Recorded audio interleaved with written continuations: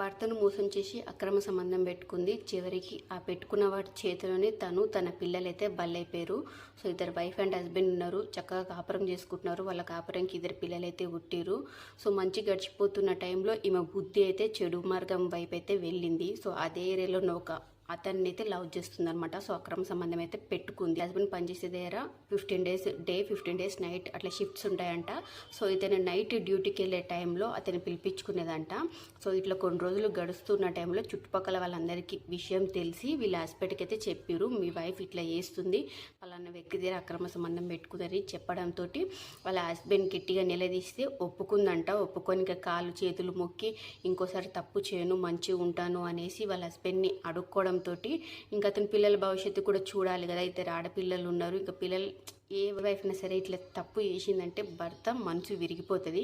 కానీ అతని పిల్లల భవిష్యత్తు ఆలోచించిండో ఏమో కానీ సర్లే అని చెప్పేసి ఇంకోసారి తప్పు చేయకు అని చెప్పేసి మందలిచ్చి అయితే పెట్టుకున్నాడు అనమాట. సో ఈమె కూడా మారింది, తప్పు చేయనని చెప్పింది, అలానే మారింది. సో అక్రమ సంబంధం పెట్టుకున్న వాడి దగ్గర చెప్పిందనమాట. సో మా హస్బెండ్కి తెలిసిపోయింది, ఇప్పటి నుంచి నువ్వు దూరంగా ఉండు, నాకు ఇష్టం లేదని అవన్నీ చెప్పింది.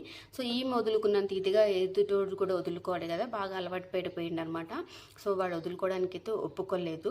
సో బాగా గొడవలు పడుతూ ఉన్నారంట. సో ఈ టైంలో ఇప్పుడు ఈ కాలంలో చూస్తున్నాం కదా, చిన్న చిన్న విషయాలకే కొట్టుకోవడాలు చంపడాలు దాకే వెళ్ళిపోతుంది. సో ఇట్లాంటి భయం అమ్మకు కూడా ఒకటి. సో వీటి నుంచి ఎప్పటికైనా ప్రమాదం అని చెప్పేసి వాళ్ళ నుంచి జాగ్రత్తగానే ఉండేదంట. ఫ్రంట్ డోర్ ఒకవేళ వాళ్ళ హస్బెండ్ కనుక నైట్ డ్యూటీకి వెళ్తే ఫ్రంట్ డోర్ లాక్ చేసి ఇంటి బ్యాక్ సైడ్ నుంచి వెళ్ళేదంట. అంటే ఇంట్లో ఎవరు లేరు, లాక్ ఉంది అనేటట్టు తెలిసేటట్టు అట్లా వేసేదంట. కానీ వీడు అబ్జర్వ్ చేసిండు, వాళ్ళ హస్బెండ్ నైట్ డ్యూటీకి వెళ్ళినప్పుడల్లా ఇల్లు లాక్ ఉంటుంది, ఇక్కడికి వెళ్తున్నారని చెప్పేసి వాళ్ళు అబ్జర్వ్ చేస్తే వెళ్ళట్లేరు. ముందు సైడ్ అయితే లాక్ చేసి వెనక సైడ్ నుంచి ఇంట్లోనే ఉంటున్నారు.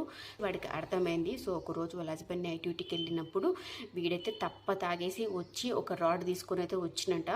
బ్యాక్ సైడ్ డోర్ నుంచి మరి ఎట్లా ఎంట్రీ అయ్యి ఆ రాడ్ తీసుకొని ఆమె పడుకొని ఉందంట, పిల్లల్ని వేసుకొని నెత్తి మీద వేసుకొని ఇట్లా పగల కొడితే మొత్తం బ్లడ్ తోటి ఇంకా విలవిల్లలాడుతుందంట ఆమె. సో అదే టైంలో పడుకున్న పిల్లలు కూడా లేస్తారు కదా, లేచి వాళ్ళ అమ్మని అట్లా చూసి ఏడుస్తుంటే ఈ పిల్లలు ఎక్కడ నా గురించి బయట పెడతారని చెప్పేసి ఆ పిల్లల్ని కూడా అదే రాడ్ తీసుకుని అయితే కొట్టి చంపేసిండు.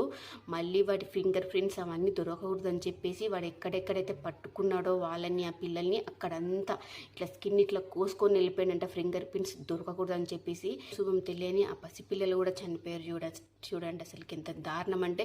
ఈమె చచ్చిపోయిన కూడా జనాలు ఎట్లా మాట్లాడుతున్నారంటే, భర్త సంసారం నడిపేయడానికి నైట్ డ్యూటీ చేస్తుంటే ఈమె ఇంకొకరితో నైట్ డ్యూటీ చేస్తుందని చెప్పేసి చాలా వల్గర్గా మాట్లాడుతున్నారు. ఆమె చచ్చిపోయినాక కూడా అక్రమ సంబంధం ఎప్పటికైనా